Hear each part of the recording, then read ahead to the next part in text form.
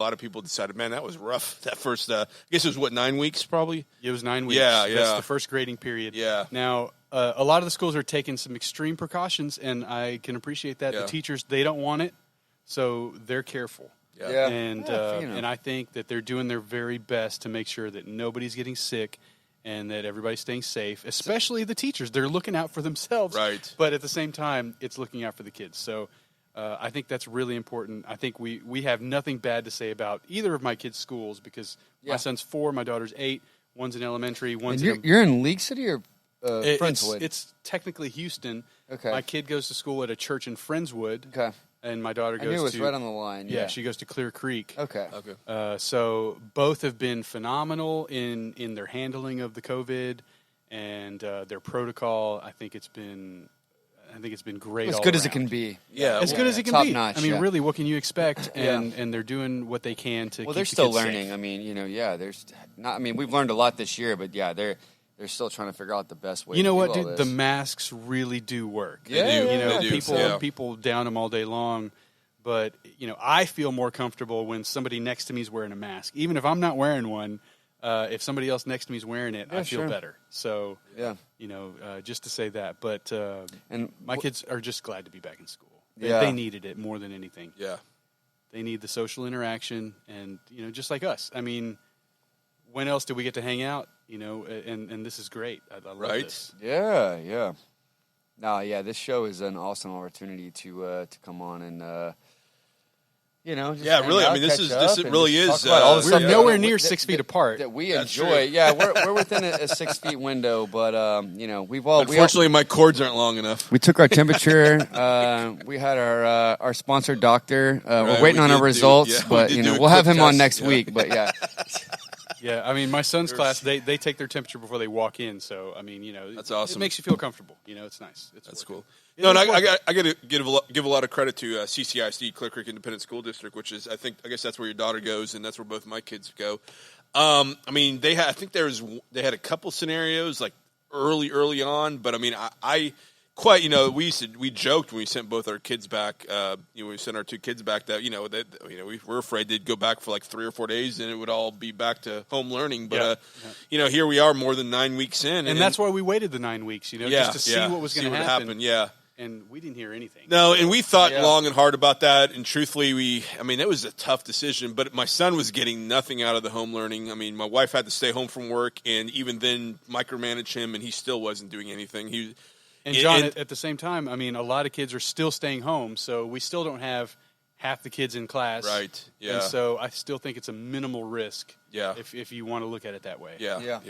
I mean, but really it's all about the kids just getting what they need, which is to get the hell out of the house, which is what we all need. Right. yeah. We can't all be at the house all day long, and my kids love being at home, but they love going somewhere else too. I mean, they don't know it when they're about to leave. They're like, I just want to stay home. But when they're actually gone all day, they enjoy it. I mean, and they appreciate it. Yeah. No, and I just feel so blessed that there hasn't been big outbreaks at the schools. I mean, that things have actually gone really well, and I'm sure masks are a big part of that. I think so. And thank God, for the fact that, luckily when you're under 18, for whatever reason, it's whether you carry it or you don't carry it, you're not usually affected. And, so that they're just not really spreading it or really affected by it. And that's good, Now, that being said, when you're in college and you're off at a university for the first time and you're out drinking with your friends and there's all kinds of I bet things are different now, man. It's Flip cup insane. and all that stuff and beer pong is not even a thing. That wasn't even a thing before COVID. That's not even it, though. I mean, people were starting to get away from that kind of stuff prior to COVID. but these college kids, they just want to hang out with each Yeah, other. they're not making sleep with I the know. girls. they're not making great decisions. Yeah, I know, yeah. That's different. I'm not but, sure I mean, how careful I would have been. Well, That's totally different. 18, 19. No, you wouldn't care. You Yeah, wouldn't care. I know You're how just careful I trying was to get not. laid. yeah, I thought I knew it all at 18, 19. I thought I had the world, by my grips. And then I see kids now that are 18, 19, and I'm like, oh my God, you don't know anything. Don't they dude. seem younger? You don't and know. younger? They I do mean, seem younger. You don't know Yeah, anything, yeah. dude, They're like about babies. anything. It's so crazy. To think that, like back in the day at 16, 17, you were like raising a family. It's crazy. Times have changed. or back during World War II, the Greatest Generation. You know, they were like, I think former President Bush, I think he was 17 and a half when he joined the Navy and became a pilot. You know, it's crazy. Wow. Yeah. And of course, you know, nowadays kids don't know what they don't know. So yeah, kids are kids until they're 35 now. Right. They're not even. Honestly, I mean, a lot of kids aren't driving till they're in their 20s. No, yeah, they don't even drive till they're 21. My brother, I mean, great dad, but man, he's got a kid who's like 19, 20 years old, like. You're not an adult until you're 21 now. Doesn't drive. He just smoke a cigarette. His friend's mom will pick him up and take him to the movies. Like, you're 20, dude. Get a car. Like, what? He even is like, please get a car. I'll buy you a car. When I was 18, use it. Like, yeah. I was sneaking my car out at 15, bro. I was driving the car at 15 all over Seabrook, bro. Like, I didn't even have a license. Like, I had a fake ID at 15. Yeah, I had a fake ID at 16. We didn't need a fake ID when we were 15. Exactly, we were going out anyway. We were drinking. It didn't even matter. Yeah. It did not matter. Times are different. Wow. Yeah. The rules are harsher. I mean, if you're serving minors now, you're screwed. Oh, yeah. Oh, dude. Back then, it didn't seem to even be an issue. Yeah. They were taking our money regardless. Yeah, it is way different. No, I remember back in, I guess it was 1993, I worked at Larry's Country Boy No. 6, halfway between Nacogdoches and St. Augustine. And I was pretty careful with serving, selling beer to minors and stuff because, the risk reward was kind of I'm still trying to figure out where this is, John. Yeah, this is outside of Trailer Park, off of Highway 21. Whoa, halfway between Nacogdoches and St. Augustine, up in the East Texas Piney Woods. Oh wow! Yeah. Small towns, man. Yeah. And even Galveston, when I was young, when I was 16, we could drive to this one gas station that everybody knew of, where the guy would sell you the beer, and then he himself would load it into the back of your car so that it wasn't. I don't know what he thought, because he must have thought that was legal. But he would load it into your car, and you could drive away. At least he wouldn't get busted at his establishment. But then if you got busted, I'm sure there was something. But to it. if he got busted down the road, then he's even that much more in trouble, right? Because he literally loaded it into your car. Yeah, I don't know how that works, but he must have had the inside on that. Something. He was a entrepreneur. If I might shout out to first of his kind. Yeah, he was a trailblazer, bro. Straight trailblazer. Oh man, what a ride. Yeah, actually, I remember getting busted down the street from the studio right here in Seabrook off Nassau Road 1 by the Seabrook Police. I was 15. A buddy that was 16 drove me to the convenience store right down the street, and there's the first time my fake ID didn't work. And what happened was I've had this. Man, we're going way out. Who was making fake IDs back then? Right. So Cole's Flea Market over there in Pearland. Oh, Cole the Mountain. You went to the flea market. I bought a fake ID at a flea market. But the problem was, I was a reasonably big kid my age. I mean, I didn't look like I was 21 when I was 15. But I mean, but what happened was, my fake ID was successful. Then all of a sudden, some of my smaller, shorter friends and tiny friends started getting fake IDs too. And then all of a sudden, it kind of ruined it for everybody. Yeah. Of course. No, you're right. That's how it goes. I'll never remember. It was when I was 16, 17, 18, it was Mr. ID. And it was over off Westheimer. No shit. Yeah, there was a place you could go, and you got 3 of them for like $100, and they were all out of state. Mine was California. Florida, Alabama, California. Cali, whatever. Mine was California. And California driver's license. And they would have a laminate on them. They were like really legit, but they would have a laminate on them, and you would have to peel the laminate off, and then on the back it would say for whatever. Some kind of disclaimer. Yeah, some disclaimer. Movie purposes. You literally would take a Q-tip with a Q-tip with solvent or alcohol. Yeah, whatever. Just this reminds me of changing my report paint card. remover. Fingernail polish. Yeah, remover. I didn't paint my nails. I've been painting all day on the shop. But yeah, and you would just put it on the tip, and it would wipe right off. Wow. So you would just peel the laminate off and like strip that thing and. Boom, Re-laminate dog. That shit worked for years, son. Iron it up. Yeah, and that's all good to dude. go? It's totally was good, dude. Yeah, Wow. worked forever. Back when they had the laminated IDs. Dude, I know.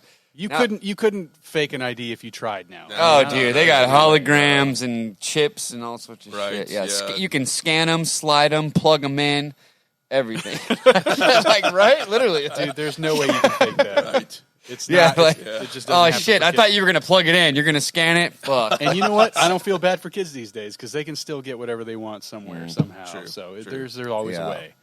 Well, there's a wheel. There's always the Wahoo. Well, it's not so much like alcohol and cigarettes now, but the these Uncle cartridges and the new e-pens, these e-cigs. I thought they stopped selling all. 14 years old. These kids are smoking, not that they weren't smoking cigarettes, but they're like smoking e-cigs like it's like playing on an iPhone. It's all the same shit. It's weird. Crazy times. Yeah, they got to get rid of that. So is that a scam or what? I mean, are the e-cigs bad for you or not?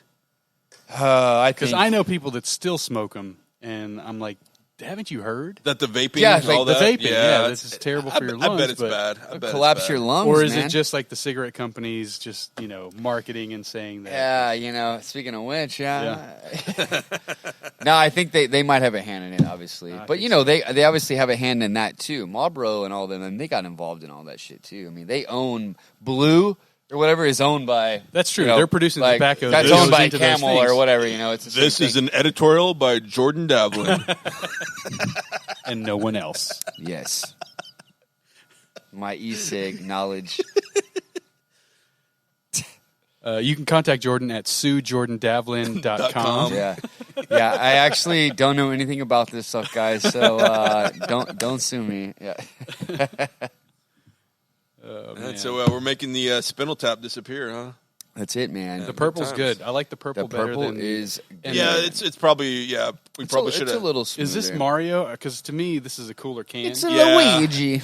And I think at one point there might have been a Mike Tyson on there. Oh, but yeah. I think when they started mass producing it and going big time, I think they kind of couldn't cut that afford out. the Mike Tyson? I think they cut that out to be safe. Speaking of Sue. But, And Mike Tyson's not very expensive these days either, but still. But, yeah. Yeah, well, Mike Tyson, didn't he come do...